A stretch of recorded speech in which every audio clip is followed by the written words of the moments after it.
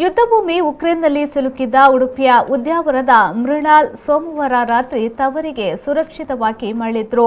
ಪುತ್ರ ಮನೆಗೆ ಆಗಮಿಸುತ್ತಿದ್ದಂತೆ ಪೋಷಕರಾದ ರಾಜೇಶ್ ಹಾಗೂ ಸಂಧ್ಯಾ ಮಗನನ್ನ ಅಪ್ಪಿಕೊಂಡು ಸಂಭ್ರಮಿಸಿದ್ರು. ಯುದ್ಧಭೂಮಿ ಉಕ್ರೇನ್ನಲ್ಲಿ ಅನುಭವಿಸಿದ ಯಾತನೆಯನ್ನ ಮೃಣಾಲ್ ಮಾಧ್ಯಮಗಳ ಎದುರು ಬಿಚ್ಚಿಟ್ರು. ಉಕ್ರೇನ್ನಿಂದ ಭಾರತಕ್ಕೆ ಬರುವ ಹಾದಿಯು ಸುಲಭದ್ದಾಗಿರಲಿಲ್ಲ. ಒಂದೆಡೆ ಯುದ್ಧ ಭೀತಿ, ಮತ್ತೊಂದೆಡೆ ಹವಾಮಾನ ವೈಪರೀತ್ಯ ಕಾಡಿತ್ತು. ಮೈಕೊರೆಯುವ ಚಳಿಯಲ್ಲಿ ರೊಮೇನಿಯಾ ಗಡಿಯವರೆಗೂ 6 ಕಿಲೋಮೀಟರ್ ನಡೆದು ಬಂದ ಅನುಭವ ಮೈ ನಡುಗಿಸುವಂಥದ್ದು ಎಂದು ಅನುಭವವನ್ನ ಹಂಚಿಕೊಂಡ್ರು. ರಷ್ಯಾ ಉಕ್ರೇನ್ ಯುದ್ಧ ಆರಂಭವಾದ ಕೂಡಲೇ ಉಳಿದುಕೊಂಡಿದ್ದ ಹಾಸ್ಟೆಲ್ನಿಂದ ಹೊರಬಂದೆವು. ಗಡಿ ದಾಟಲು ಕಷ್ಟಪಡಬೇಕಾಯಿತು. ಬಹಳಷ್ಟು ವಿದ್ಯಾರ್ಥಿಗಳ ಬಳಿ ಹಣ ಇರಲಿಲ್ಲ. ಬ್ಯಾಂಕ್ಗಳು, ಎಟಿಎಂಗಳು ಕೆಲಸ ಮಾಡುತ್ತಿರಲಿಲ್ಲ. ಹಣ ವರ್ಗಾವಣೆಗೆ ತಾಂತ್ರಿಕ ಸಮಸ್ಯೆ ಎದುರಾಗುತ್ತಿತ್ತು.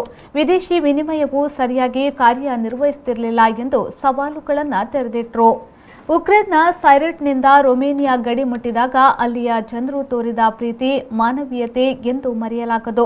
ಭಾರತೀಯ ವಿದ್ಯಾರ್ಥಿಗಳಿಗೆಲ್ಲ ಉಚಿತ ಆಹಾರ, ನೀರು ಕೊಟ್ಟು ಉಪಚರಿಸಿದ್ರು ಎಂದು ರೊಮೇನಿಯರ ಸಹಾಯವನ್ನ ನೆನೆದರು.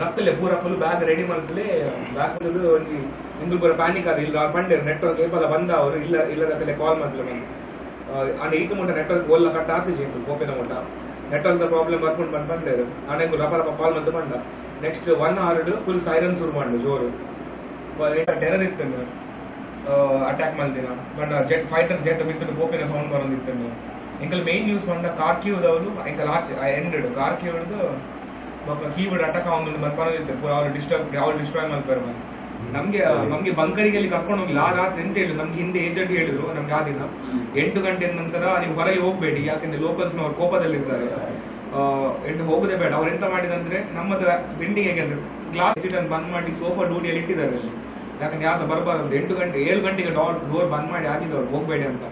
ನಾವು ಹಾಗೆ ಆ ದಿನ ಅವ್ರು ಹೇಳಿ ಬೇಗ ಲೈಟ್ ಬಂದ್ ಮಾಡಿ ನಾವು ರಪ್ಪ ಲೈಟ್ ಬಂದ್ ಮಾಡಿ ಕುತ್ಕೊಂಡೆ. 2 ಗಂಟೆಗೆ ಹೆಲಿಕಾಪ್ಟರ್ ಸೌಂಡ್ ಬರ್ಕೊಂಡು ಎಕ್ಸಾಕ್ಟ್ ನಮ್ಮ ಹತ್ತಿರ ಹೆಲಿಕಾಪ್ಟರ್ ನಮ್ಗೆ ಕೇಳಿ ನಮ್ಗೆ ಹೆದರಿಕೆ ಆಗಿದೆ, ಯಾಕೆಂದ್ರೆ ತುಂಬಾ ಜನ ಮಲಗಿದ್ರು.